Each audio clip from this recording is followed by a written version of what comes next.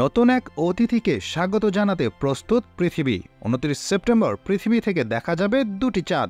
মূলত মাধ্যাকর্ষণ শক্তিতে প্রভাবিত হয়ে ২ মাস চাঁদের মতো পৃথিবীকে প্রদক্ষিণ করবে একটি গ্রহাণু। একে বলা হচ্ছে মিনি মুন, যা ২৯ সেপ্টেম্বর পৃথিবী থেকে বিশেষ যন্ত্রের সাহায্যে দেখা যাবে। এই দ্বিতীয় চাঁদটি আগামী ২৫ নভেম্বর পর্যন্ত আকাশে অবস্থান করবে।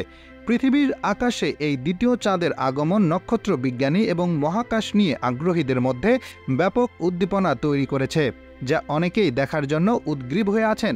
তবে বাংলাদেশ থেকে কি এই চাঁদ দেখা যাবে? দ্বিতীয় এই চাঁদটি এতটাই ক্ষুদ্র যে এটি খালি চোখে পৃথিবীর কোনো জায়গা থেকে দেখা যাবে না। তাছাড়া এই গ্রহাণুটির উজ্জ্বলতাও কম। দুর্ভাগ্যবশত দূরবীন এবং সাধারণ মানুষের কাছে থাকা টেলিস্কোপ দিয়েও এটি দেখা যাবে না। যদি কেউ চাঁদটি দেখতে চান, তাহলে মহাকাশ গবেষণায় যেসব পেশাদার সরঞ্জাম ব্যবহার করা হয় সেগুলো ব্যবহার করতে হবে।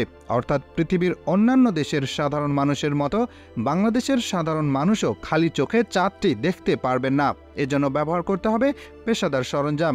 এদিকে দ্বিতীয় চাঁদ হিসেবে আখ্যা করা এই গ্রহাণুটির নাম দেওয়া হয়েছে ২০২৪ PT5। এটি অর্জুনা গ্রহাণু বেল্টের গোত্রভুক্ত। এই গ্রহাণু বেল্টের কক্ষপথে যে পাথর রয়েছে সেটি দেখতে পৃথিবীর মতো। গ্রহাণুটি গত ৭ আগস্ট প্রথম শনাক্ত করে মার্কিন মহাকাশ গবেষণা সংস্থা নাসার গ্রহাণু terrestrial impact last alert system.